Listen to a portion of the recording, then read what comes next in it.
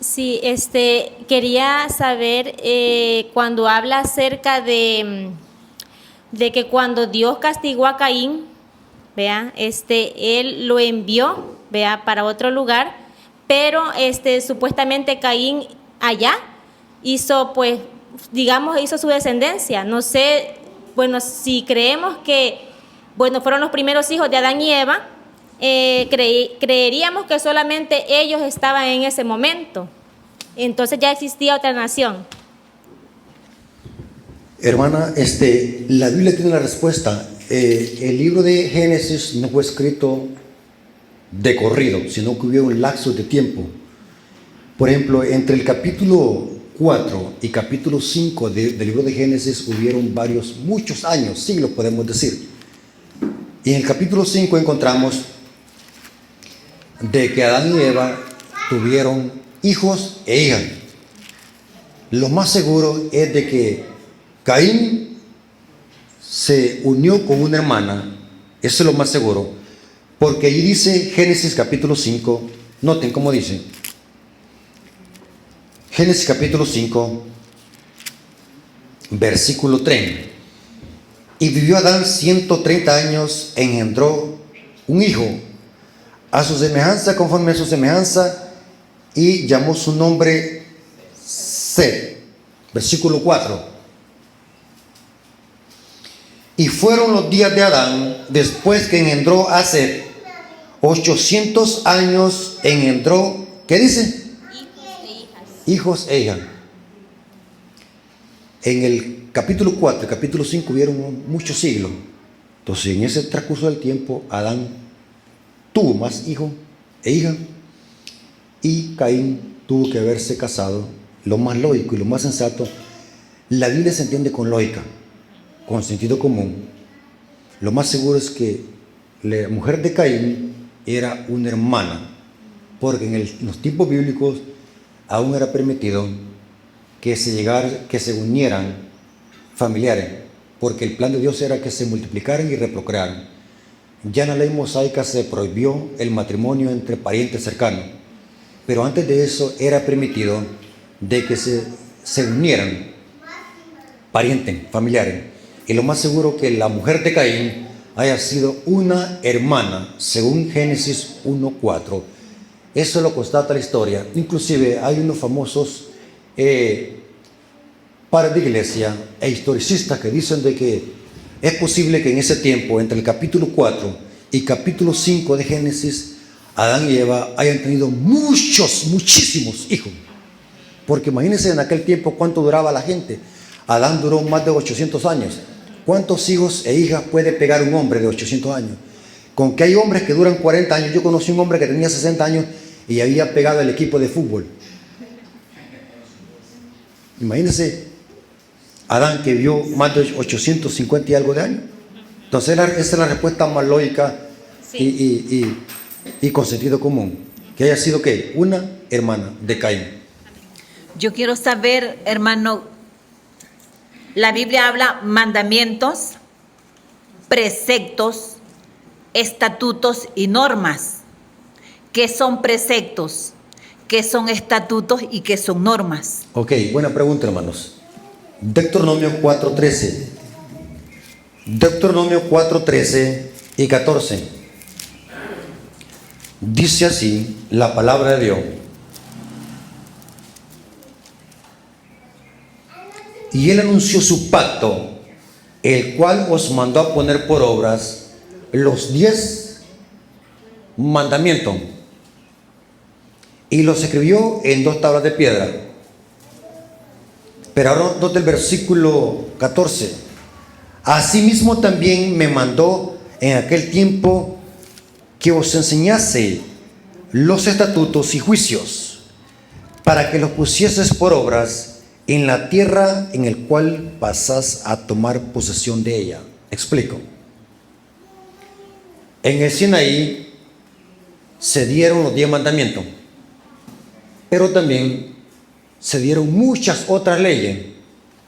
Allá habían leyes o estatutos o mandamientos civiles de pena de muerte. Habían leyes de castidad, habían leyes del celo. Si un hombre se ponía celoso por haber descubierto a una mujer en algo indecente, le podía dar carta de divorcio. Habían leyes de alimentación, estatutos y normas. O sea que ese término, estatutos, preceptos o normas, algunas veces se puede usar intercambiable para lo mismo, dependiendo del contexto, porque en el Sinaí se dieron todas las leyes, incluyendo los 10 mandamientos. En el Sinaí se dieron leyes de los levitas, del sacerdocio levita.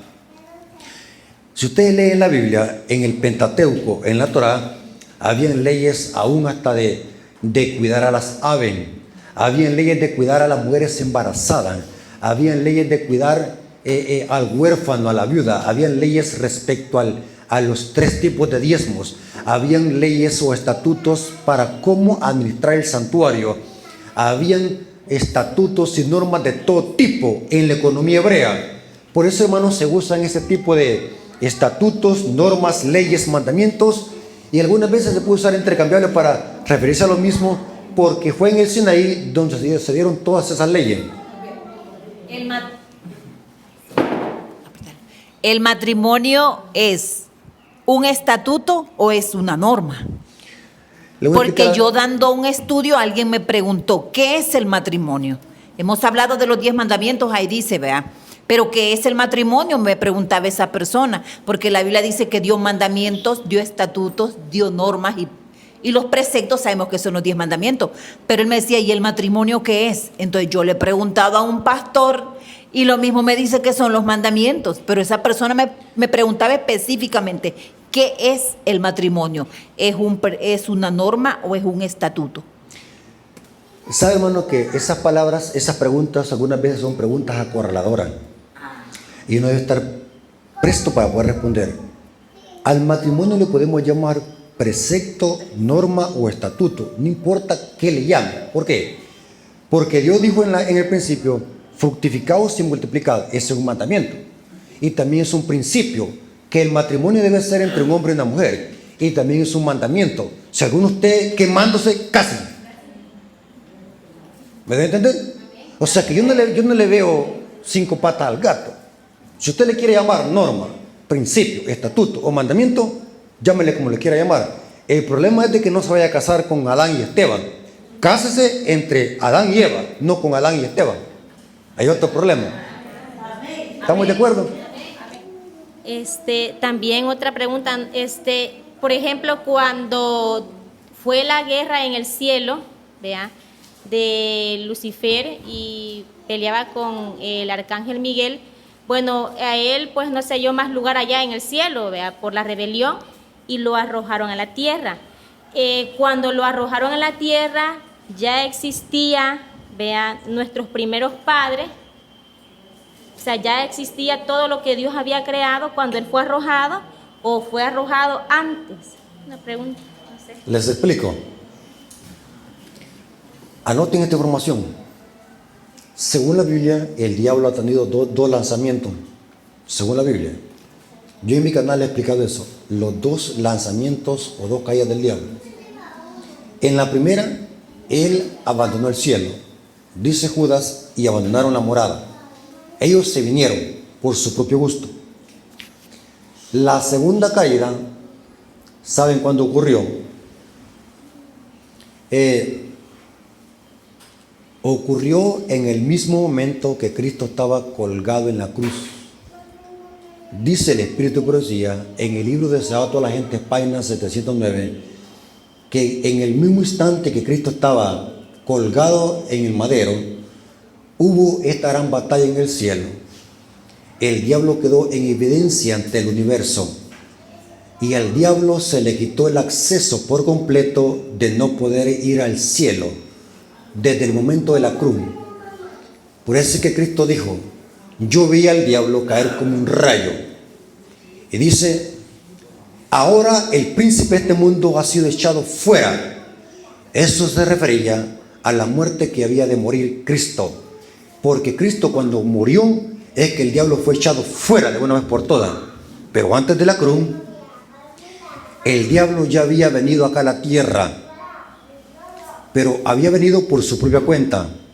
¿Se acuerdan el libro de Job? Dios le dice al diablo: ¿de dónde vienes? De rodear la tierra y andar por ella. Porque el diablo, según esa inferencia, el diablo ya había andado en los otros mundos no caídos, y el diablo vino de por último aquí a esta tierra a rodearla y andar por ella. Inclusive, de todos los mundos, el último que fue creado fue el planeta Tierra. Eso lo dice Job capítulo 37. Por eso fue que el diablo se enojó con Dios, porque no lo incluyó en la creación de este planeta Tierra. ¿Estamos de acuerdo? Amén. O sea que la guerra inició en el cielo por envidia y por odio.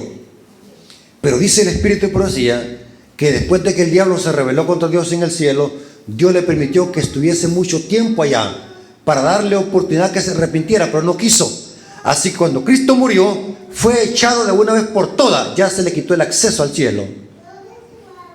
Donde sí puede ir aún es a los otros mundos no caídos. Y durante el milenio, el diablo va a caer preso. Tampoco va a poder ir a los otros mundos. Pero hoy, en este momento, el diablo no puede ir al cielo porque se le quitó el acceso cuando Cristo murió en la cruz del Calvario. Antes de la cruz el diablo podía ir, pero para acusar a quienes, a los hijos de ¿qué? De Dios. Vayan a mi canal, hermanos. Yo sé que aquí hay muchos hermanos que quizás ni saben que tengo un canal. Yo tengo un canal en YouTube donde subo todos esos videos. Buena información. ¿Algún otro hermano que quiera hacer una pregunta de esas que me quiebre la cabeza? Fíjese de que le quiero hacer una pregunta. Usted acaba de mencionar de esos mundos no caídos. Sobre eso me gustaría a mí saber. Ok.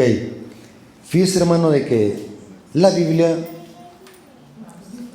no habla textualmente de mundo no caído, pero habla del cosmos.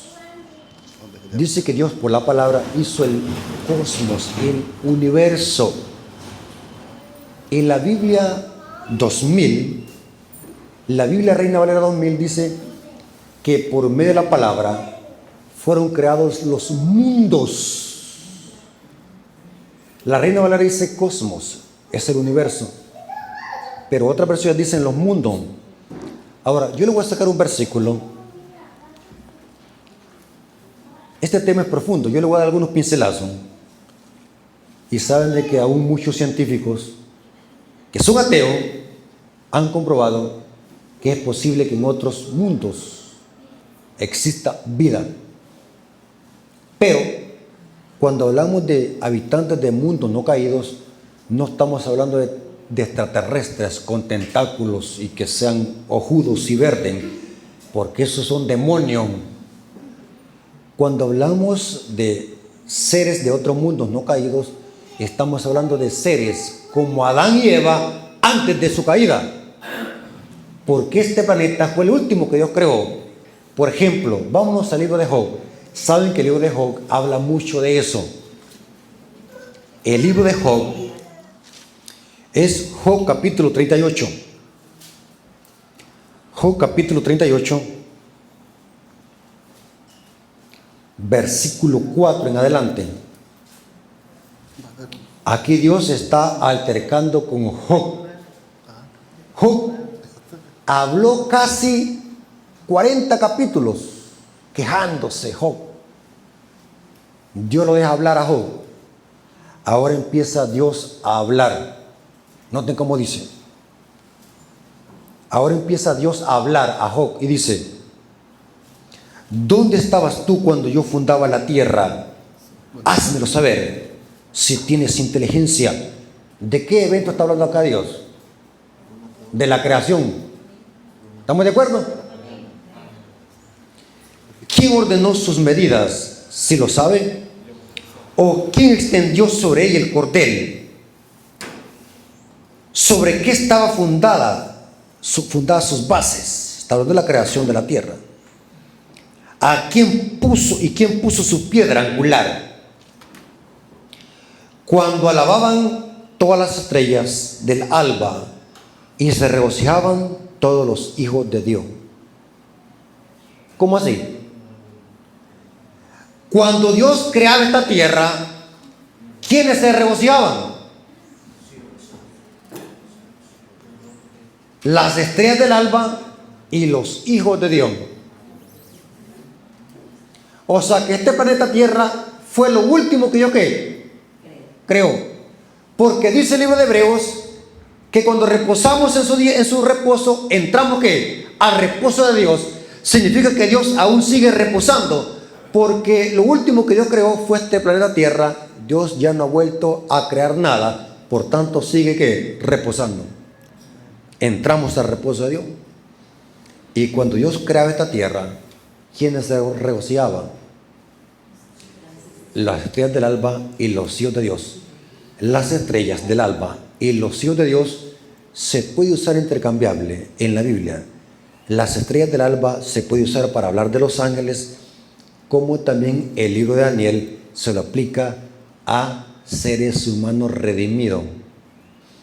Pero también la Biblia expresa que los hijos de Dios son aquellos que andan en obediencia a sus estatutos. O sea que antes de la creación ya existían ¿qué? Hijos de Dios. Y cuando Dios creaba esta tierra, se regocijaban con los ángeles.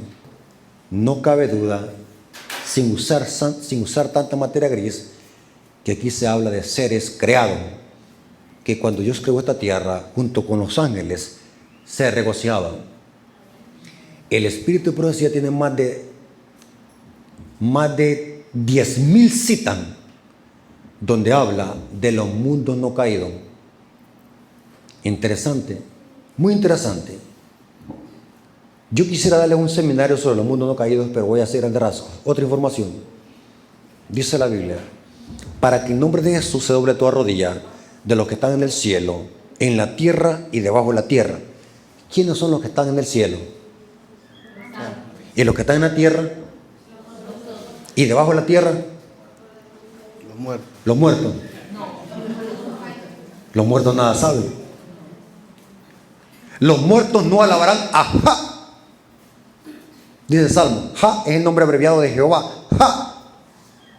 ¿Y quiénes son los que están debajo de la tierra? ¿Quieres saber? El planeta, lástima que no tengo una pizarra acá. El planeta Tierra está en el centro. Arriba están los ángeles y abajo están los mundos no caídos. Los hijos de Dios, mundo no caído. Ahora la pregunta es: ¿será que podemos ir con un proyectil allá a ver ese mundo no caído? Por causa del pecado, ese mundo celeste fue velado. Pero saben, hermanos, que dice el Espíritu de Profecía de que esos mundos nos pueden ver lo que está pasando en la tierra. Están pendientes del conflicto entre el bien y el mal. Nos pueden ver. Y dice, ¿y saben? ¿Quieren otra información? ¿Ya tienen hambre? Hermano Ricardo, ya le dije a hermano Ricardo que hagamos una vigilia. Aprovecheme, hermano. Aprovecheme hoy que tengo fuerza, porque acuérdense que voy a envejecer. Tengo que morir, soy ser humano. Aprovecheme hoy que tengo fuerza para predicar y enseñar, porque ya como esté viejito ya no voy a poder. Según la Biblia, ¿quiénes son los que están en el cielo? Los ángeles. ¿Quién es otro? Dios. ¿Y quién otro? Los querubines. Elías. Y Moisés, porque dice que Moisés fue resucitado. ¿Y Enoc? No. ¿Quién dice que no, que está en el cielo? Enoc caminó con Dios y ya se lo llevó, y para que lo llevó a un mundo caído. Ahí no dice que lo llevó para el cielo. ¿Por qué no leemos la Biblia correctamente? Caminó Enoc con Dios y Dios se la llevó. Y dice Hebreos, y fue traspuesto para no fuera, y no fue hallado. ¿Para dónde se lo llevó? Para los mundos no caídos. ¿Sabe qué dice el Espíritu de Profecía en el libro Primero Escrito? En la primera visión de Elena de White dice que en esa visión dice que Dios le presentó a Elena de White los mundos no caídos, dice, y esas personas que viven son seres hermosos, como lo era Adán antes de su caída. Y dice que allí en la visión pudo ver al anciano Enoc, que andaba en un mundo a las 7 lunas. Y dice que en la visión Elena de White le preguntó a Enoc: ¿qué andas haciendo aquí? Dice que anda de paseo en los otros mundos no caídos. Pero ¿será que anda de paseo como vacación? Enoc anda testificando del conflicto entre el bien y el mal que está acá en la tierra. Este es el conejillo de India en esta tierra. Otro detalle. ¿Sabe qué dice el texto? En Apocalipsis 4 y capítulo 5 de Apocalipsis dice que hay un canal, tengo otro tema donde hice un estudio profundo del capítulo 4 y capítulo 5 de Apocalipsis basado en el santuario. En el capítulo 4 hay un silencio en el cielo porque los ángeles han venido a la tierra a escoltar a Cristo. Por eso es que hay un silencio en el cielo en el capítulo 4 de Apocalipsis. Ya en el capítulo 5 ahora Cristo ha entronizado al santuario, al trono, porque ahora los ángeles han entronizado a Cristo y empieza una adoración celestial. ¿Quiénes cantan? Los ángeles, los 4 seres vivientes y los 24 ancianos cantan el cántico: y con tu sangre has redimido a todo habitante de toda nación, tribu, lengua y pueblo. Algunas versiones de Biblia dice: y con tu sangre nos redimiste, dando a entender de que los 24 ancianos son seres humanos caídos, redimidos. Pero el texto griego no dice así. El texto griego dice: y con tu sangre has redimido. O sea que el nos no aparece en el griego porque ellos no se incluyen. Están hablando de algo que Cristo hizo con los habitantes de la tierra. Y con tu sangre has redimido. No dice nos. ¿Quiénes son los 24 ancianos? Los 4 seres vivientes representan los 4 querubines que vio Ezequiel en visión. Y los 24 ancianos, según el Espíritu de profecía, representan ángeles fuertes que son los representantes de los mundos no caídos.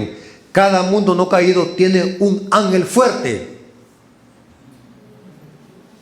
Que Dios hace concilios en el cielo y muy a menudo invita a cada representante para que vaya en ese concilio. Por eso es que el diablo fue en el libro de Job, porque el que tenía que haber ido, ¿quién era? De esta tierra, Adán. A representar la tierra. Pero fue el diablo. Y dijo: vengo a rodear la tierra, a andar por ella. Y cuando el diablo tentó a Cristo, ¿cómo le dijo? Si me adoras, te haré todo esto porque a mí me ha sido ¿qué? Dado. ¿Quién se lo dio? Adán. Por eso es que al diablo se le llama el príncipe de este mundo, porque todos esos representantes de los mundos caídos son príncipes que representan a cada mundo y Dios los convoca en concilios, muy a menudo en el cielo. Hay concilio, hay concilio. Hay mucha información sobre eso, muchísima. Gracias a Dios, hermanos, saben de que este conocimiento solamente lo tiene la iglesia adventista. Ninguna iglesia conoce esto. Si usted le pregunta a un evangélico: hey, ¿vos qué decís de los mundos no caídos? Burla le va a decir, burla le va a hacer. Porque este conocimiento solamente lo tiene la iglesia adventista. Y que lo amplíe el Espíritu de profecía a habitantes del mundo no caído. Y saben, hermanos, ¿quieren más información? Cuando seamos redimidos y restaurados en la resurrección y todo sea purificado del pecado, Dios nos dará el privilegio para ir a conocer los mundos no caídos. Hay un versículo en Isaías donde dice: abrir las puertas a la gente justa, guardadora de verdad, porque Dios nos va a dar el privilegio de ir a conocer esos mundos. ¿Cómo hubiésemos sido si no hubiésemos caído? Muy interesante. ¿Saben de qué dice el Espíritu de profecía? De que el diablo, antes de venir a este mundo a tentar a Adán y Eva, ya había ido a tentar esos mundos y no pudo hacerlos caer. Aquí sí vino a tener éxito. Muy importante eso. ¿Alguna otra pregunta, hermano? Hay una pregunta. Tranquilo. Voy a hacer como 4 preguntas en una, vea. La pregunta pero primero una y después otra y después otra. La primera.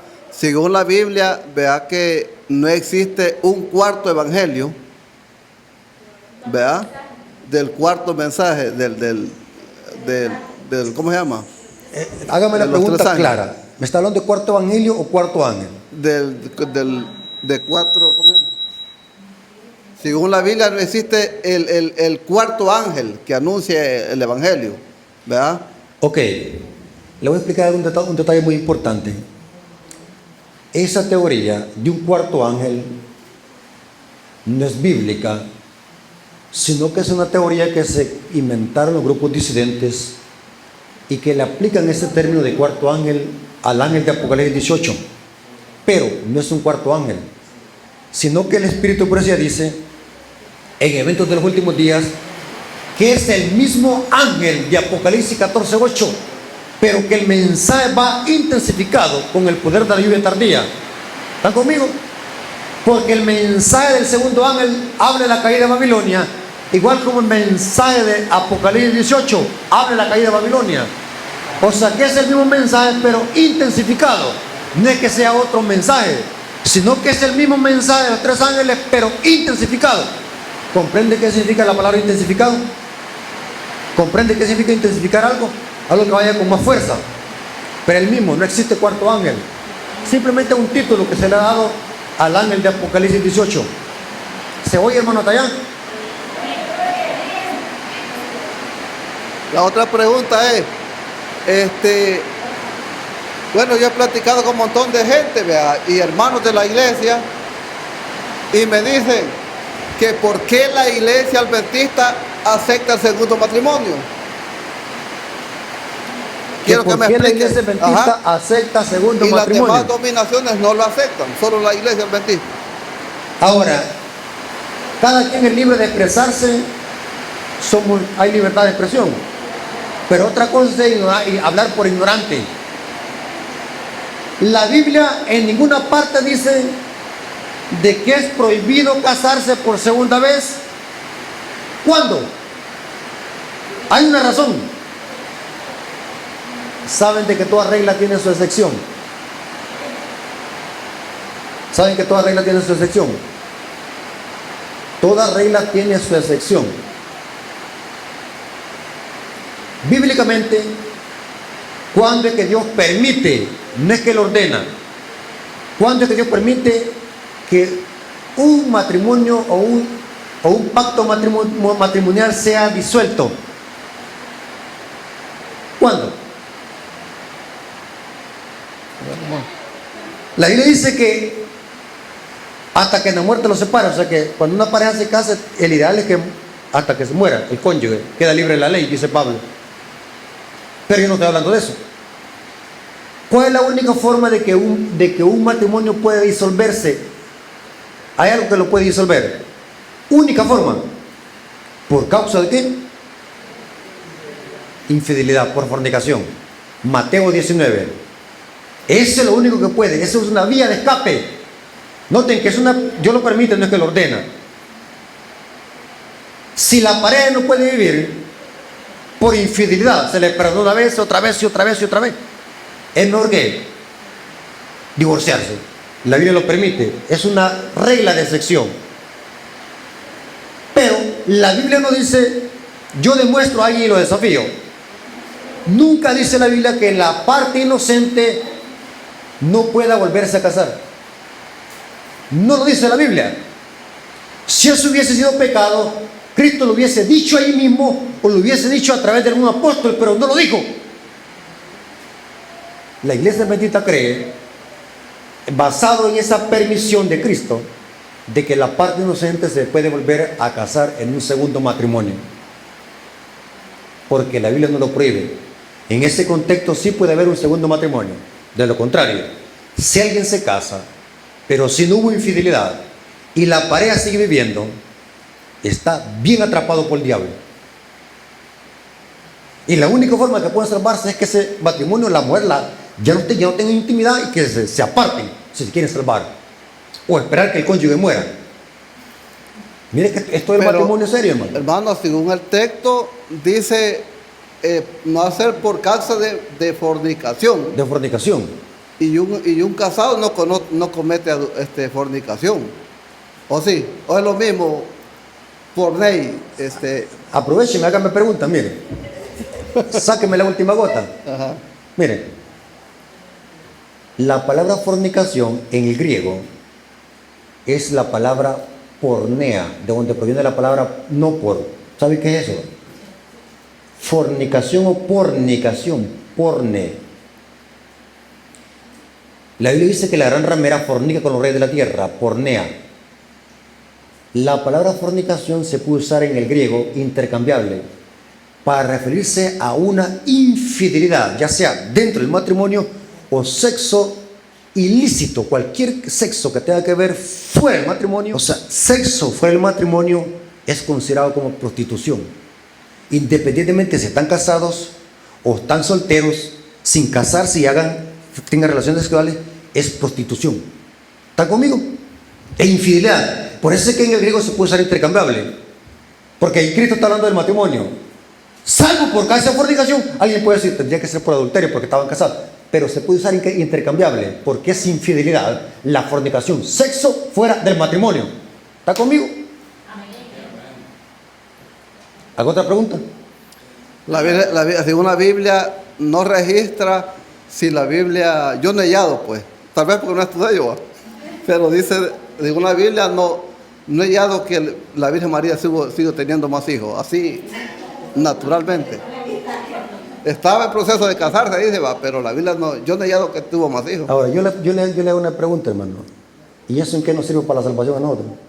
¿Ah? Si haya tenido una docena de hijos María o si las tuvo. Pero... Ahora, ¿sabe cómo respondo esa pregunta? Ajá. Si María tuvo más hijos después de Cristo, ¿dónde hubiese estado el pecado? Si estaban casados. Y si no los tuvo, gloria a Dios, tampoco no me sirve para la salvación. La Biblia dice de que sí, después de nacer Jesús, hubo relaciones con José. Esa es otra cosa. Y no la conoció, hablando sexualmente, hasta que nació Jesús. Pero sobre los hijos de María, la Biblia guarda silencio. Se infiere por ciertos textos donde dice, y no son estos los hermanos y hermanas. Se ha usado este texto para hablar de que eran hijos de María, pero el texto no dice hijos de María, sino que simplemente se usa genérico hermanos de Jesús. El Espíritu de Profecía dice en el libro de Sea a toda la gente que eran hermanos, hermanastros de Jesús, hijos de otro matrimonio de José. Eso lo corrobora el Espíritu de Profecía. Porque hay mucha información donde dice que los hermanos se burlaban de Jesús. Y en la economía hebrea eso era delicado, la primogenitura. Si Cristo hubiese sido el primogénito, lo habían respetado. Pero los hermanos de Jesús se burlaban de él. Eran hermanastros. ¿Están conmigo? Y otra cosa, llegó a entender que no tuvo más hijos porque cuando Jesús moría en la cruz, le dijo a Juan, he ahí tu madre. O sea, se le encargó a Juan. La palabra madre no debe entenderse que literalmente María tuvo literalmente a Juan, no que está hablando de cariño, aprecio y que la cuidara, de amor, ¿me entiendes? De cariño, ahí está tu madre, cuídamela, ¿me entiendes? Porque para Jesucristo Juan era el discípulo amado. Según la Biblia dice que se recostaba, y Juan dice que se evita vanagloriarse, el discípulo que el Señor amaba, pero está hablando Juan del mismo. Y también cuando llegaron a tocar el templo le dijeron a Jesús, tu madre y tus hermanos te buscan. Y él les dijo, mi madre y mis hermanos se ofrecen a voluntad. Entonces, el Espíritu de Profecía dice que eran hijos de José. Hijos de José, dice el Espíritu de Profecía. Lea. Yo no sé por qué a los hermanos no les gusta leer. Ya nos vemos. Pero eso, hermano, no me sirve para la salvación. Si María tuvo 50 hijos o no los tuvo, eso no me sirve para la salvación. Que una vez dando estudios con un hermano, le dijo un católico, una señora católica, yo quiero que me pruebe bíblicamente si María tuvo más hijos y me traiga de donde dice que María nació. Y hasta hoy nunca fuimos porque el hermano no halló que responderle. Es un chasco. Esos son diálogos estériles. No tienen fruto, pues hay cosas que sí tienen que ver con salvación, por ejemplo, la ley de Dios, cosas que sí merecen discutirse, pero cosas así. Yo creo que esas conversaciones deben de ponerse el stop. Yo siempre les digo, gente que me quiere meter pláticas de esas para perder tiempo, yo les digo, eso no me sirve para la salvación. Platiquemos un tema que nos edifique, un tema de que tenga que ver con doctrina. Hablemos del sábado, la ley de Dios, la segunda venida de Cristo, cosas así. Gente que desconoce temas así. ¿Alguna otra pregunta? Yo tengo otra.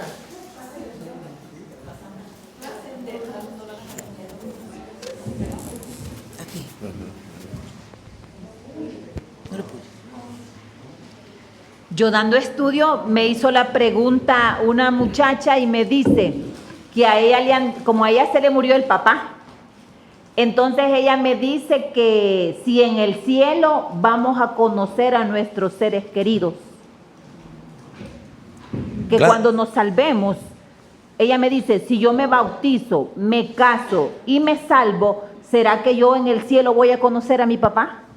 Claro que sí. Y yo le dije que sí. Sí, la Biblia dice que sí, lo que pasa es que no leemos. La Biblia dice que sí. Porque el plan de Dios es de que el pecado ya no nos causa amnesia, dolor. Pero todo lo vamos a recordar. Pero cuando nos recordemos ya no nos va a causar dolor. Porque todo dolor y todo llanto va a terminar, toda lágrima. ¿Saben por qué lo vamos a conocer? Hay muchos pasajes bíblicos que lo demuestran. Y ella me dijo que yo le deme el texto, consígame los textos donde diga que las familias se van a reunir entre los salvos. Lo dice Isaías. Dice que Dios dará nuevamente los hijos a sus padres. Dice el Espíritu de profecía de que en la tierra nueva vamos a vivir como los ángeles. En santidad. Pero ya no va a haber deseo sexual, porque no va a ser necesario. Dios va a quitar el deseo sexual, porque el deseo sexual se dio en la creación para reproducirse, porque la reproducción tenía un propósito, llenar la tierra, y esa raza de gente santa y justa que ocupara el lugar y las vacantes de los ángeles caídos. Eso lo corrobora el Espíritu de profecía y el libro de Malaquías y Zacarías, que los redimidos van a ocupar las vacantes de los ángeles caídos. Ese lugar que dejaron los ángeles lo vamos a ocupar nosotros. Ya en la redención, en la tierra nueva, no va a ser necesaria la reproducción, porque ya vamos a entrar como reproducidos. Las parejas, los matrimonios que se salven, se van a conocer, pero no van a vivir como esposos, sino como hermanos, porque el deseo sexual habrá terminado. Así que si usted quiere empiernarse, hágalo desde ya, porque en el cielo no va a haber matrimonio. Y ella me está esperando con este versículo, porque me dice, yo mi anhelo es encontrarme con mi papá, pero un hermano de otra religión le dicen que ya no, allá todos van a tener cara de ángeles y que nadie va a conocer a nadie. Yo le dije que no. Sí, la gente piensa que vamos a ser como vegetales. ¿Saben qué es un vegetal? Un vegetal que anda como zombie, que no sabe nada. Yo le dije que las familias se van a reunir. Lo que pasa es que dice, cuando el texto dice, y ya no recordarás, ya no traerás a memoria las cosas pasadas, se refiere a que el pecado ya no nos va a causar dolor. El acordarse y nos va a dar dolor, ya no va a haber dolor, pero lo vamos a recordar. Inclusive hay muchas referencias donde dice que, yo tengo un artículo, hermano, se lo voy a dar cuando me baje, yo le voy a buscar ese artículo, donde yo tengo un tema donde hay muchas referencias donde la Biblia insinúa de que en la tierra nueva nos vamos a conocer. Los hijos que resuciten van a encontrarse con sus padres. Los familiares que se perdieron, imagínense. Cuando, hasta por lógica se entiende, ¿cómo se puede creer que no se van a conocer? Imagínense que, escuchen, cuando Esteban estaba siendo apedreado, ¿quién dio la sentencia para que Esteban fuese apedreado? Saulo de Tarso, que más tarde se convirtió ¿qué? En Pablo. Pregunto, ¿Esteban vio la conversión de Pablo? No. ¿Pero ustedes creen que cuando resuciten Esteban va a poder reconocer a Pablo? Sí. ¿Creen ustedes que no va a ser gran impacto de que el que lo apedreó ahora está en los cielos junto con él? Porque Esteban no lo conoció, no supo de eso. No supo la conversión de Pablo. Van a haber sorpresas. Los familiares, los hijos, imagínense que padres que han perdido a sus hijos. Dice la Biblia, y eso lo corrobora el Espíritu de profecía, dice que muchos hijos, muchos niños pequeñitos, bebés, van a ser llamados al descanso porque no van a soportar la crisis que venga. Así que esos niños, dice, Dios se los va a volver a dar en la resurrección a sus padres. Reconoceremos, dice ella, a nuestros hijos. Ella dice, así el Eneguay, porque el Eneguay perdió niño, perdió hijo. Reconoceremos a nuestros hijos. Es ilógico pensar de que en la tierra no vamos a ser como... Lo que pasa es que esos evangélicos no estudian, no tienen el conocimiento profundo de la Biblia. Dice que en la tierra nueva la serpiente se va a arrastrar Isaías capítulo 11. Antes del pecado la serpiente no se arrastraba. Pero ¿por qué en la tierra nueva va a seguir arrastrándose? Porque va a ser como testimonio para recordar el conflicto entre el bien y el mal en esta tierra. La serpiente va a servir como testimonio del conflicto que se desarrolló aquí en esta tierra. La serpiente ya no va a volar, siempre se va a arrastrar. Porque antes del pecado la serpiente volaba, dice la Biblia, y el Espíritu profecía. Inclusive dice que las huellas de Cristo en las manos siempre las va a tener. Va a ser como un recordativo del sacrificio que Cristo hizo por nosotros en esta tierra. Va a ser un recordativo. Dígame usted, hermano.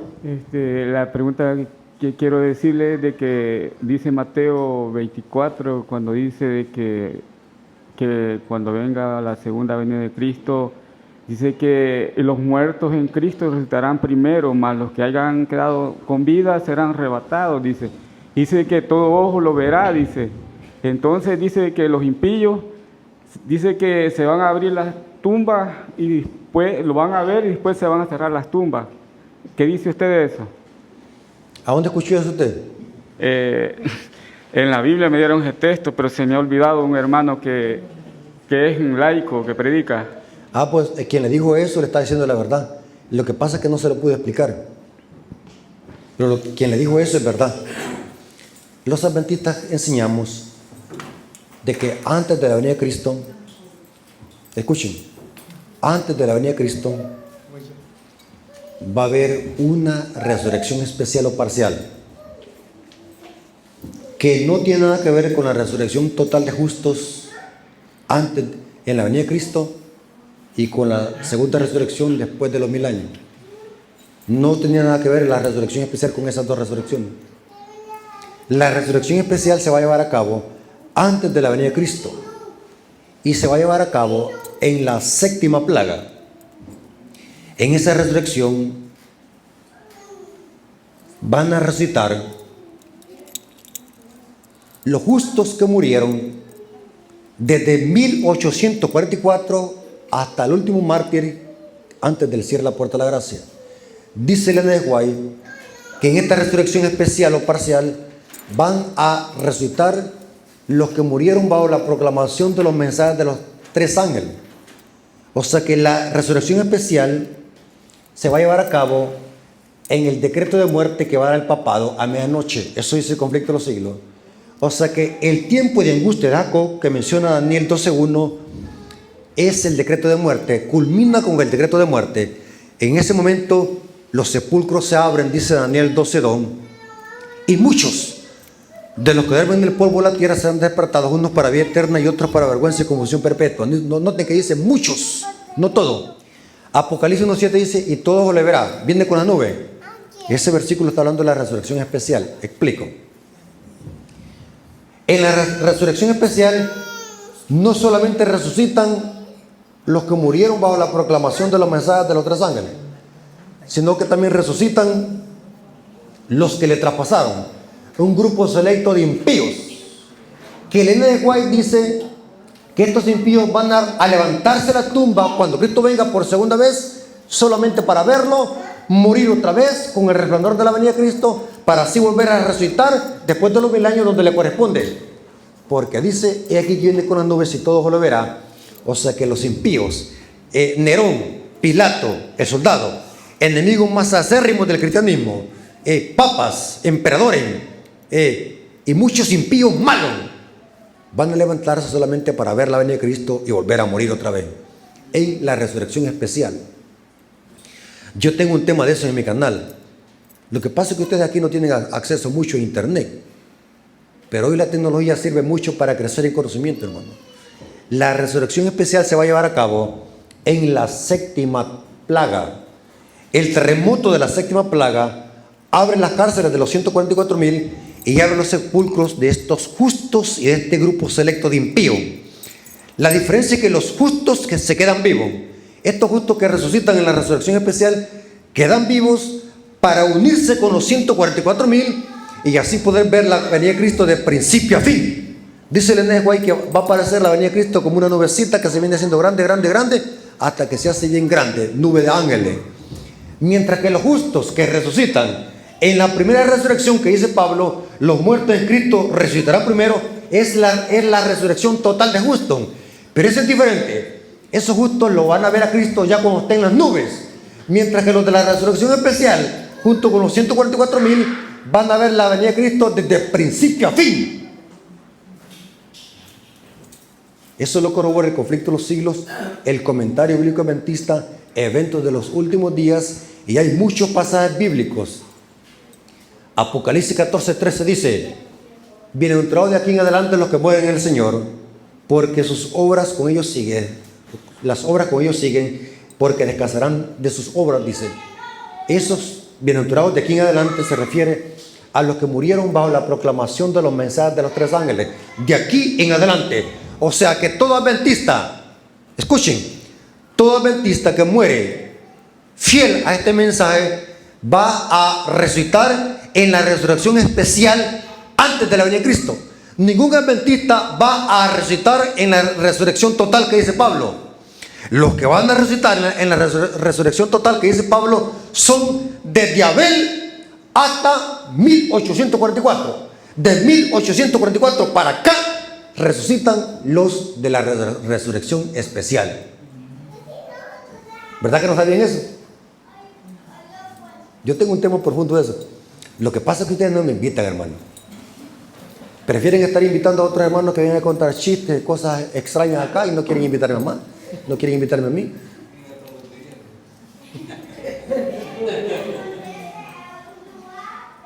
Por ahí está una hermana, la hermana que... ¿Qué se hizo la hermana? Ah, ya está la hermanita. Cuando estábamos entrando al templo, le dije yo, como cuando estaba yo aquí trabajando en el horario bíblico, ella me daba, y me acuerdo que me daba guineo más 8 y me daba agua. ¿Se acuerdan unos cántaros? Bien me acuerdo, hermana, unos cántaros que tenía de agüita fresca. Unos cántaros de barro, riquísimos. ¿Alguien tiene cántaros de barro? Quiero tomar agua. Y de paso quiero conseguir tecomate. ¿No tiene algún hermano tecomate que me regale? O me lo venda, como sea. Porque el sábado no puedo hacer negocio, por eso digo que me lo regalen. Yo le decía a la hermana que la mamá de ella murió. Ella va a tener privilegio de resucitar en la resurrección especial antes de la venida de Cristo, la que dice Daniel 12:2 y Apocalipsis 1:7, porque ella murió bajo la proclamación de que de los mensajes de que de los 3 ángeles. Por eso es que Apocalipsis 14:13 dice: bienaventurado de aquí en adelante. ¿Cuál aquí en adelante? Desde que se empezó a predicar que los mensajes de los 3 ángeles. ¿Y cuándo fue? 1844, en el movimiento milerita. ¿Algún otro hermano que tenga alguna otra pregunta? Dígame, hermano. Hermano. La escritura dice. Permítame, hermano, que ya no siento mis riñones. Necesito agua. El agua es vida, va. Con razón Cristo dijo: yo soy el agua viva.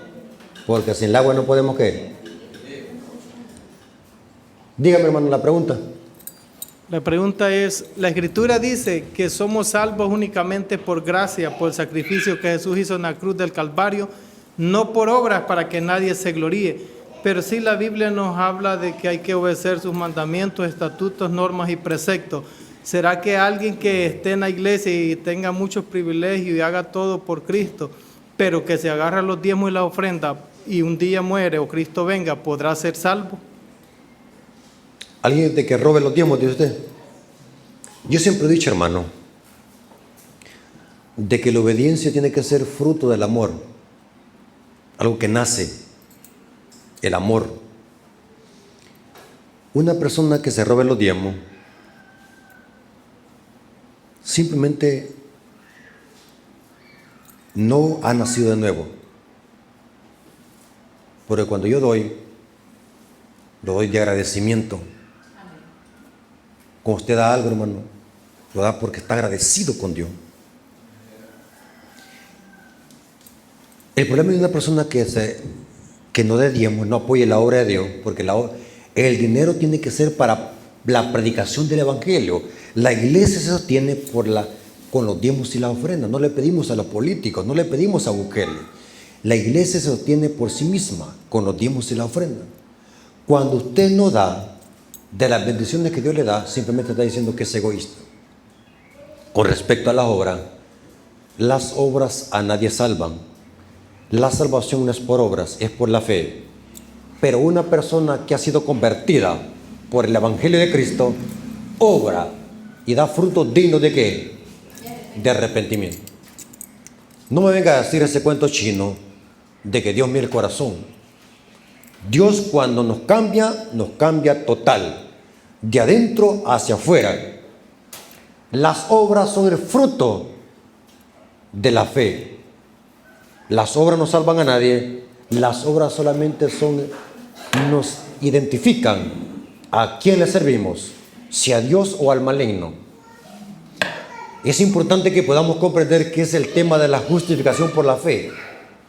Es importante que comprendamos de que solamente Cristo puede transformar nuestro corazón. Solamente alguien de que tenga Cristo en su corazón va a sentir ese deseo de poder dar. Una persona que retiene los diezmos y la ofrenda, ¿qué está diciendo? Es un problema que tiene en el corazón.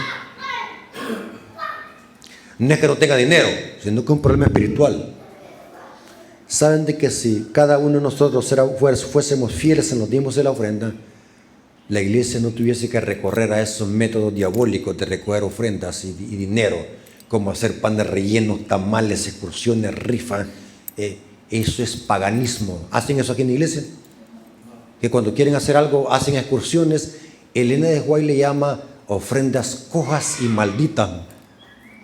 La única forma de recoger dinero para la iglesia es dar diezmos y la ofrenda. Yo doy. Dios me dio $100. De agradecimiento voy a dar 10. Estoy agradecido. Me quedó más a mí. 90 me quedaron. Es ganancia. Pero muchas veces creemos de que con retener todos vamos a prosperar. Y al contrario, más venimos en crisis.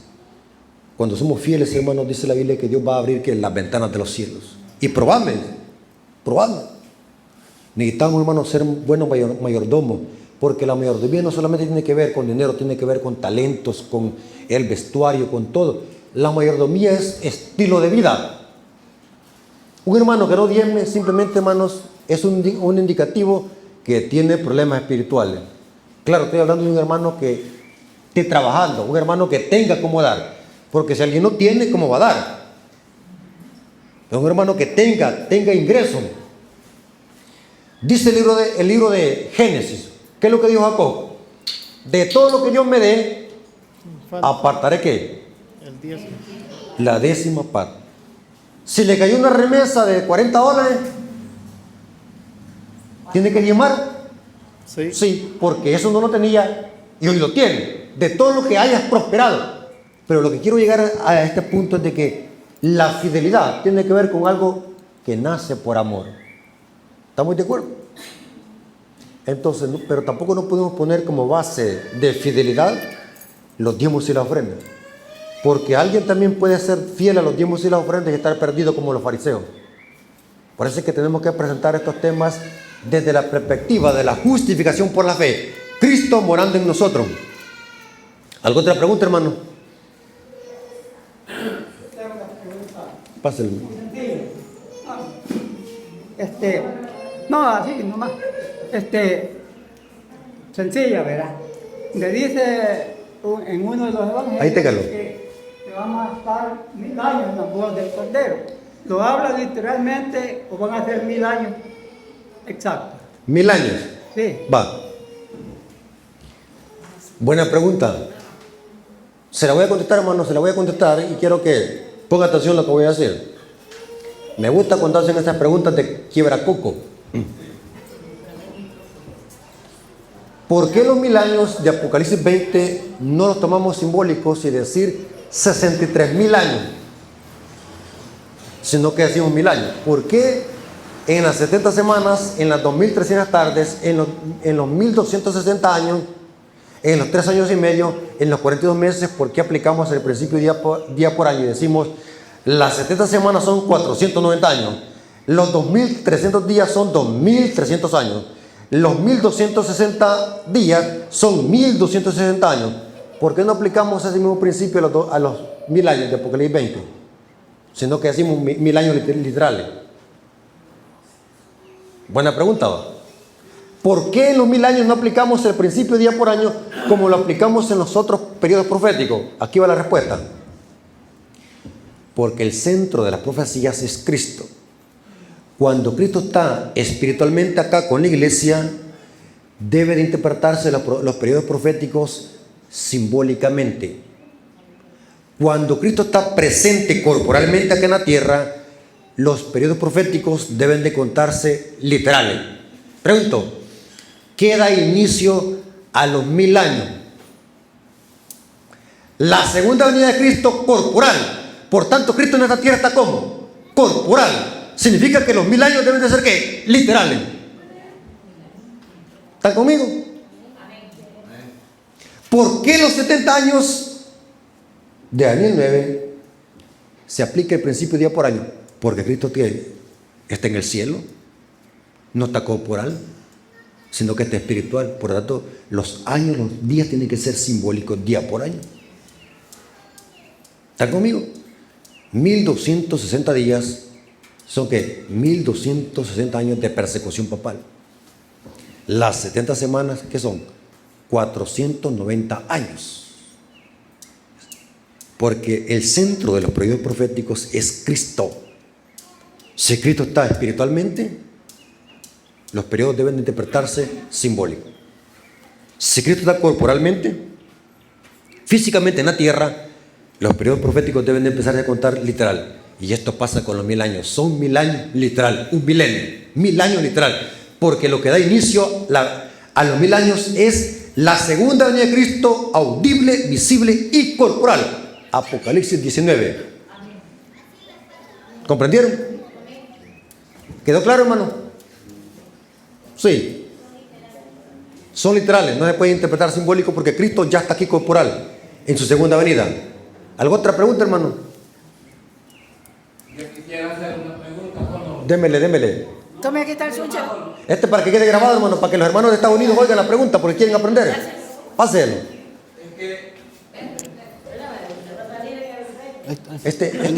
No va a salir usted, sino que su voz. Sí, pero es que me decían hoy que por qué damos el diezmo, jugamos el dinero. Dijo. Porque yo les digo que aquí es prohibido ya jugar el dinero el día sábado. Siquiera léanos en la Biblia. Les dije. Pues yo les dije. Y me agarraron ahí, va. Y todo eso. Y yo, bueno, a poco he empezado a venir por aquí, va. Hermano, ¿él visita? No.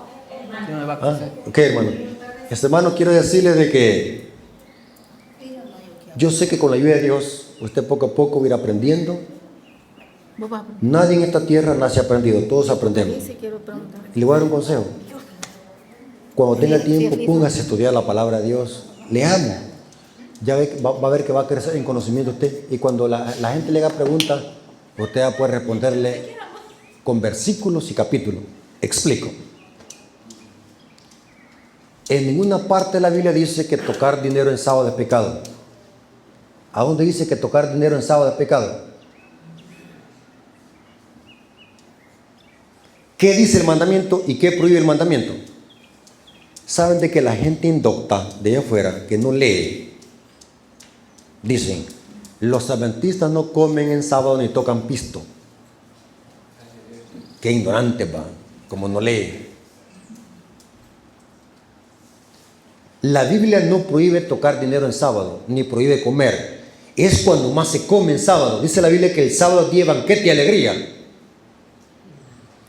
¿Qué es lo que prohíbe el mandamiento? ¿Qué prohíbe?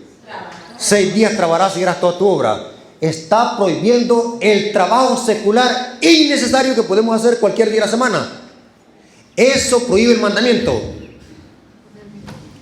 ¿Es necesario ir a la milpa hoy?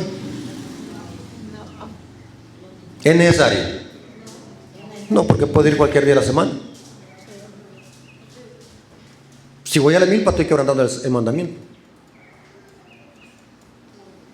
Pero supongamos que un hermano cae con una enfermedad, cae con un ataque. ¿Podemos llevarlo al hospital? ¿Eso lo planeamos? ¿Eso lo podemos hacer otro día?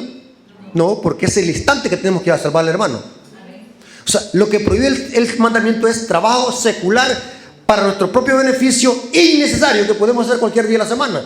No está prohibiendo dinero, porque para subirnos a por ejemplo, para ir a otro lugar a predicar, ¿cómo le voy a decir al motorista? Ahí te voy a pagar la otra semana. ¿Qué me va a decir el motorista? Págame.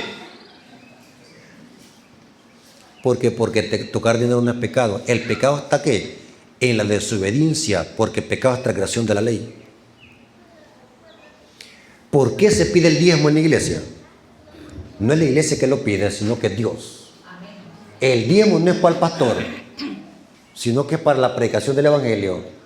A los pastores Dios los sostiene. Yo doy el diezmo para la obra de Dios, no para el pastor. Si usted lo da para el pastor, ya está perdido. Yo no lo doy para eso, yo no lo doy pensando, yo lo doy porque Dios me lo dice. Porque el diezmo y la ofrenda sirve para el sostén de la predicación del evangelio. Sirve para que el evangelio se extienda. Y para movernos en esta tierra necesitamos ¿qué? Moneda.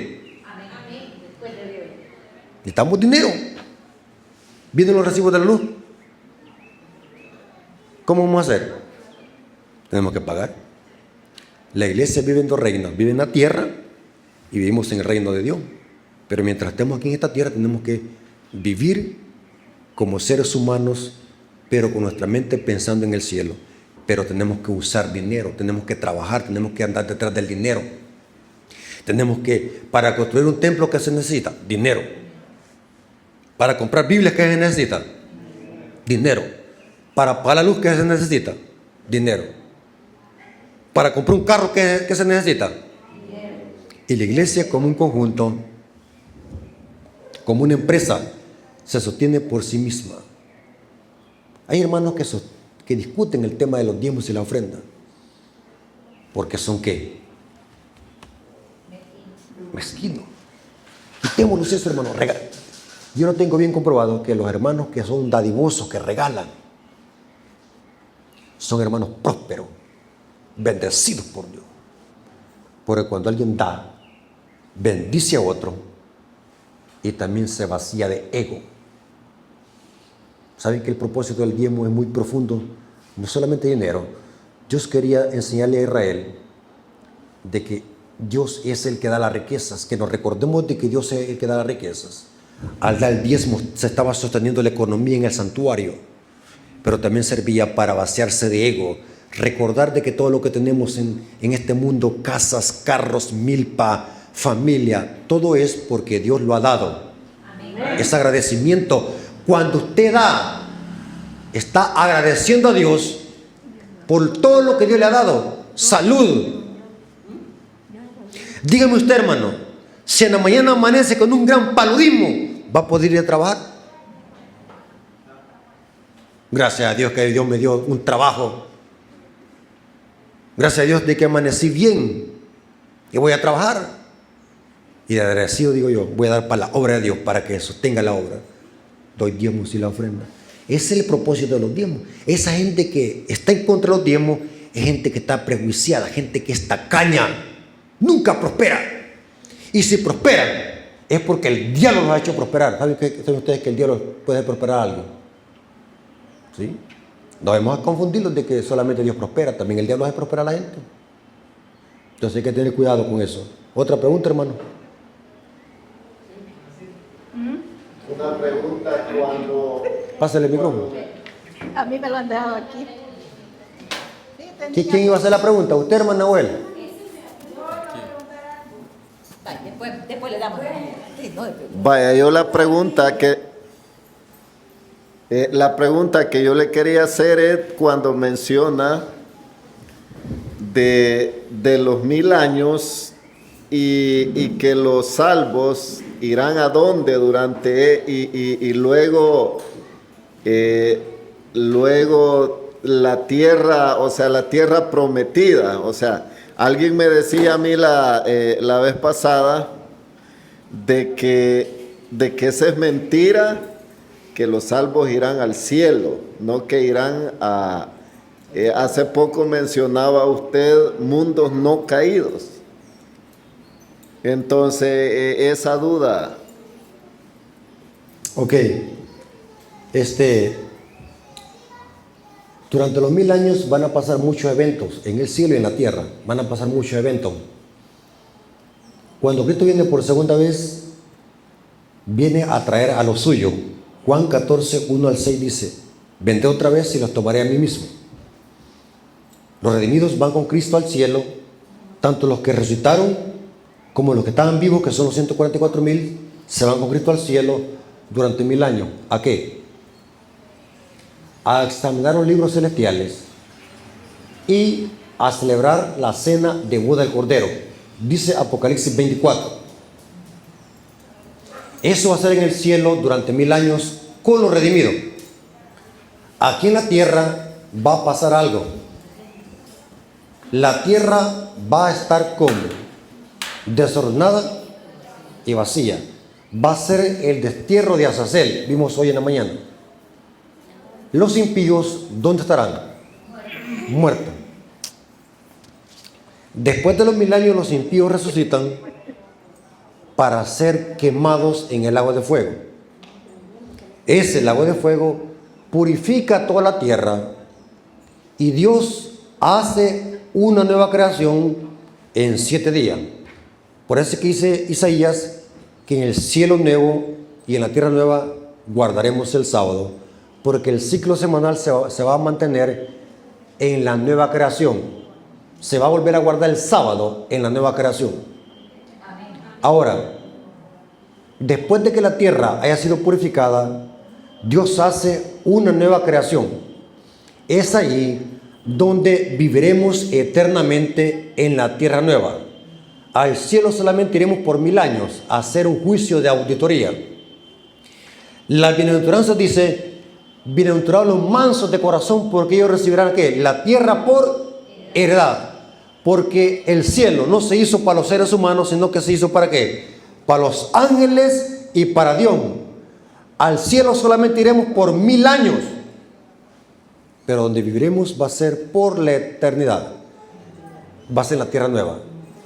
Yo mencioné los mundos no caídos porque yo dije que cuando Cristo venga por segunda vez y vayamos al cielo, en ese transcurrir, antes de llegar al cielo, iremos a visitar los mundos no caídos.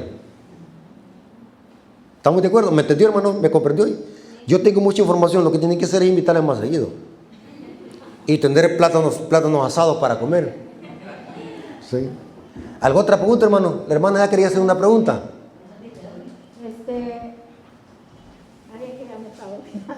Mire.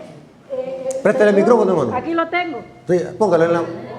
Según lo que dice Apocalipsis de la bestia que sube de la tierra, y su herida fue sanada, ¿qué significa eso? Y también donde dice la bestia que era y ya no es y será. No sé, como algo así. Vaya, imagínense que me acaba de hacer una pregunta que di un seminario aquí en Apatepeque que me tardé 2 horas explicando ese versículo. Y ella quiere que se lo explique en una pregunta. Pero se lo voy a explicar así a grande rasgo. La bestia que tiene la herida de espada y vivió no es la misma que la que sube a la tierra. Son 2 bestias diferentes. En Apocalipsis 13 está una bestia acuática y una terrestre. Los adventistas creemos de que la bestia acuática representa al papado del viejo mundo y la bestia que sube a la tierra representa a los Estados Unidos de Norteamérica, una tierra de libertad civil y religiosa que tiene cuernos como de cordero porque sus principios están basados en la libertad civil y religiosa. La bestia que tiene la herida de espada y vivió es el papado, cuando en el año de 1798 la Revolución Francesa mató a un papa, el Papa Pío VI, y fue Francia. La espada allí representa al poder civil de la Revolución Francesa. Fue Napoleón Bonaparte que mató al Papa Pío VI, y eso sirvió para que las persecuciones medievales terminaran. Y se cumplió la profecía: el que lleva en cautividad va en cautividad, y el que mata a espada debe ser muerto. Porque eso hacía el papado durante la Edad Media. Usaba el poder civil para matar a los cristianos, y ahora, en el año de 1798, Francia se le vuelca encima al papado, matándole a un papa, y fue el Papa Pío VI. Ahí se cumplió la predicción. Una herida de espada, pero dice que su herida va a ser sanada. ¿Y quién le va a ayudar? La otra bestia que sube a la tierra. Y va a ser cuando se decrete la ley dominical y el papado empiece a volver a perseguir como lo hizo durante la media. Pero ¿quién le va a ayudar? Estados Unidos, porque va a ser allá donde va a iniciar la marca de la bestia. Eso lo dice Conflicto de los Siglos en el tema los Estados Unidos en la profecía. Léanlo, Conflicto de los Siglos. Entonces, las dos bestias son diferentes, pero van a actuar en concierto. Una europea y otra estadounidense. Dos imperios que van a gobernar el mundo con la falsa religión católica romana y van a imponer por la fuerza la santidad del domingo, que es la marca de la bestia. ¿Alguna otra pregunta, hermano? Ah, me falta la otra. La bestia que era, no es y será. La bestia, así es la palabra. La bestia que era, no es y será. Apocalipsis 17, versículos 6 al 8. Ahí está todo eso. Explico. La bestia que era es durante el periodo de Inquisición romana. Durante los 1260 años de persecución. La bestia era porque estaba en actividad. Era. No será cuando se le dio la herida de muerte. No es porque está muerta. Y será cuando se le sane la herida de muerte y empiece a volver a ¿qué? A perseguir. La palabra será significa resurrección. Saben de que la bestia falsifica la obra y el ministerio de Cristo. Por eso es que la bestia de Apocalipsis 13 es el anticristo de la profecía. Cristo tuvo un ministerio de 3 años y medio y la bestia, ¿de cuánto es su ministerio? De 42 meses. Que en profecía es lo mismo que 3 años y medio o 1260 días. Cristo, después de su ministerio, tuvo una herida, dice Pedro, muere en la cruz y resucita y es sepultado. Después Cristo resucita. La bestia tiene una herida, después de una hegemonía de 42 meses, tiene una herida, pasa por un tiempo muerta y después resucita. Igual como, o sea que la bestia falsifica la obra y el ministerio de Cristo.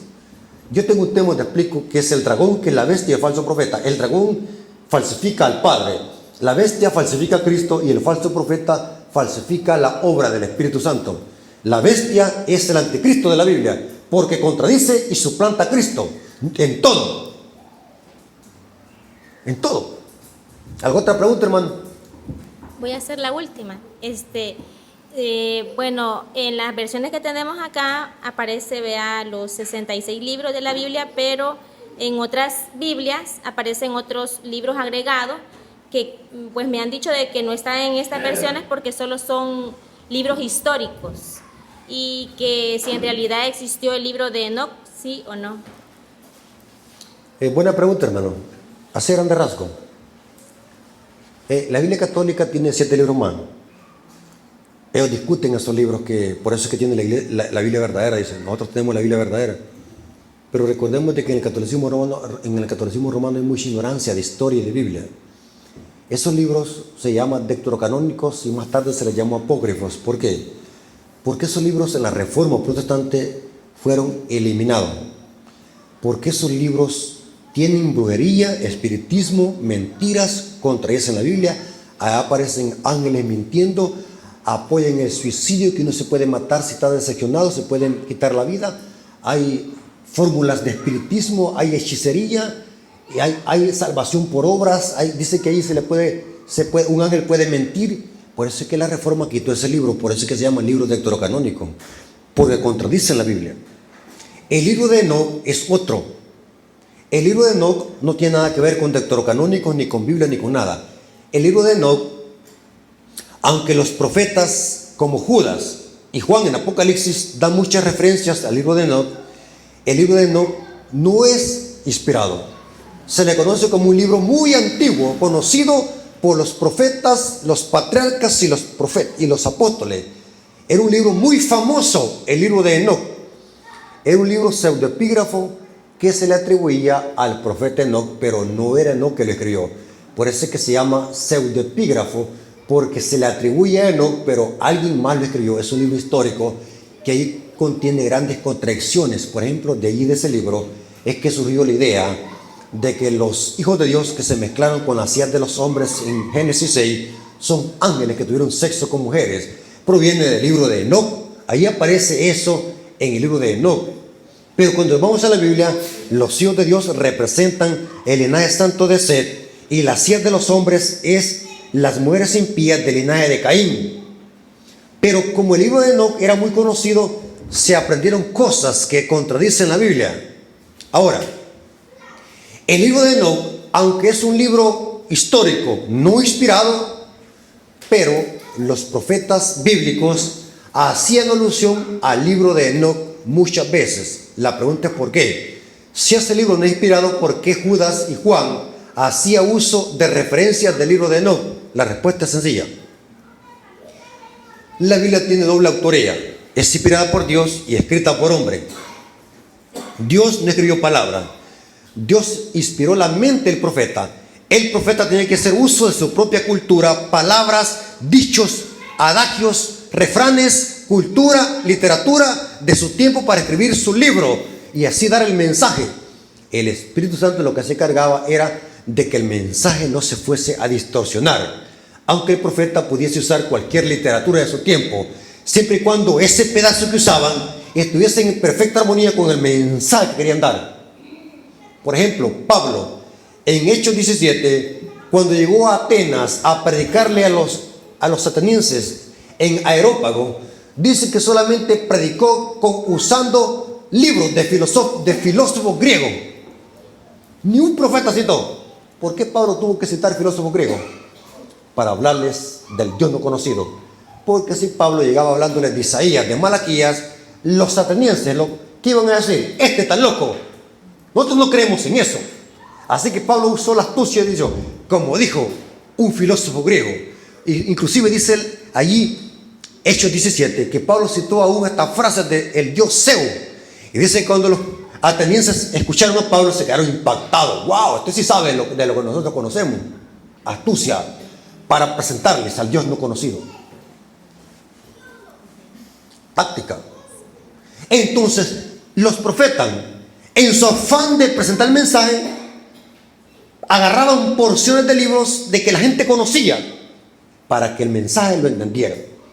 Por ejemplo, dice Judas, de estos profetizó Enoc séptimo de Adán. Judas está citando el libro pseudoepígrafo de Enoc. Eso está en el libro de Enoc y Judas lo está citando en su libro para hablar de lo que pasó en el diluvio y se conecta con la segunda venida de Cristo. Hay mucha información sobre eso, hermano. Lo que pasa es que tenemos que leer.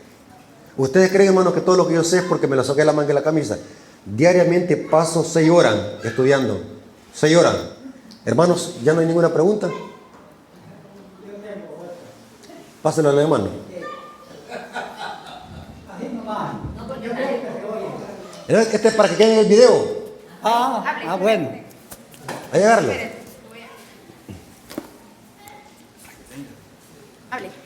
Sí, mi pregunta es esta, ¿verdad? Cuando Martín Lutero se convirtió a los adventistas y dejó 90 textos, dice en la pared de la iglesia, ¿qué son esas textos? No le entendí la pregunta. Textos. 90 tesis. No. Tesis. ¿Qué son esas 90 tesis que Martín Lutero dejó Mire, en la pared? ya vi que el hermano ha leído algo, porque no cualquiera sabe eso. No, y lo felicito. Hermano, ¿usted es bautizado en la iglesia adventista? ¿Sí? Si no, lo bautizo ya. ¿Es bautizado? Bautista. Ya es adventista. Va, mire. Martín Lutero no era adventista. No era adventista. Pero Dios usó a Martín Lutero para desenmascarar a Roma. Porque Roma en ese tiempo, la Iglesia Católica, engañaba a la gente con la mentira del purgatorio y el pago de las indulgencias. Las indulgencias decían que si usted cuanto más pagaba, más ligero la alma salía del purgatorio. Y cuanto más pagaba usted, podía pagar los pecados presentes, pasados y futuros. Cuanto más dinero tenía usted, el Papa le daba permiso para que usted pecara 5 años. Si usted pagaba $1,000, un ejemplo, podía pagar 5 años de pecado. y podía pecar durante esos 5 años. Podía andar en los burdeles, chupando, muriendo, porque ya pagó 5 años de pecado. Eso era la indulgencia. Y Martín Lutero, cuando miraba eso, el engaño en Roma, porque para ese tiempo no se leía la Biblia, porque no se conocía la Biblia, solamente la leían en latín los papas y los sacerdotes, el vulgo no la conocía. Y Martín Lutero empezó a ver de que eso no cuadraba, y empezó Martín Lutero a dudar de eso que enseñaban, hasta que un día Martín Lutero en Roma encontró una Biblia que nunca la había leído, y dice la historia, eso está en el Conflicto de los Siglos, y cuando vio la Biblia, el primer versículo que leyó fue Romanos 1, 16 y 17, el justo por la fe que vivirá. Es el primer versículo que Martín Lutero, casualidad o Dios lo dirigió allí. Entonces descubrió que Roma engañaba a la gente con la mentira del purgatorio y la indulgencia. Y dice la historia que Martín Lutero empezaba a leer la Biblia y en la misa predicaba hoy lo contrario que decía el clero. Y le empezaron a ver como raro. ¿Y qué le está pasando? Esto enseña contrario a la iglesia, esto enseña diferentes cosas.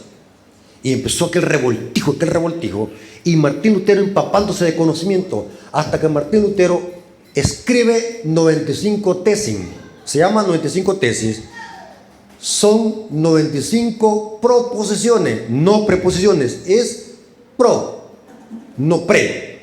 95 proposiciones, porque Martín Lutero proponía a la iglesia reformarse y cambiar todo eso. Martín Lutero no quería salirse de la iglesia católica, quería reformarla allá adentro. Y esas 95 tesis hablaba de los errores teológicos del papado. Y Martín Lutero, para poder expandir esa verdad de las 95 tesis, lo que hizo es buscar el Día de las Brujas, un 31 de octubre de 1517, para clavar esas 95 tesis en la puerta de la iglesia de Wittenberg en Alemania. ¿Por qué escogió el Día de las Brujas, 31 de octubre? Explico. Los católicos indoctos de Biblia e historia dicen: los protestantes celebran el Día de la Bruja. Martín Lutero era brujo, porque no conocen Biblia ni historia. Halloween con el Día de los Muertos se fusionó. La fiesta de Halloween, una fiesta celta, empezaba a celebrarse por los celtas desde el 31 de octubre hasta el 2 de noviembre.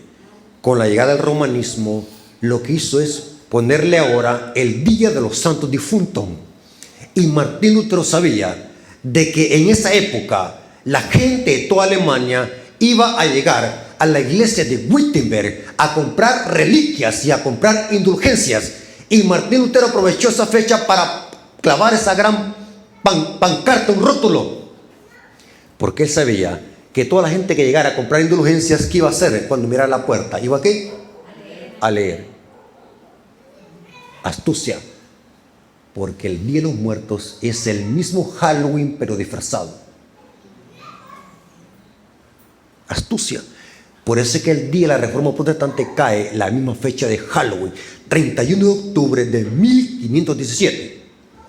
Porque el catolicismo romano, mire, el catolicismo romano rechaza Halloween, Día de la Bruja, pero es el mismo Día de los Muertos, porque Halloween llegaba hasta el 2 de noviembre, que la Iglesia Católica hoy celebra el Día de los Difuntos. Cuando miro a adventistas coronando muertos, qué ignorantes estos hermanos, puros ignorantes. ¿Tienen aquí ustedes hermanos adventistas que van a coronar muertos el 2 de noviembre? ¿Hay aquí hermanos? Disciplina, hermano. Si usted ve a un hermano, disciplínelo, le cae una disciplina. Este es el colmo. El colmo. Qué tremenda ignorancia. Hermanos que no saben qué significa eso. No saben. Es puro espiritismo disfrazado. Fiesta espiritista el Día de los Muertos. ¿Quiénes son los que llevan corona? Los reyes. Según la Biblia, ¿cómo viene Cristo? ¿Con mucha qué? Corona.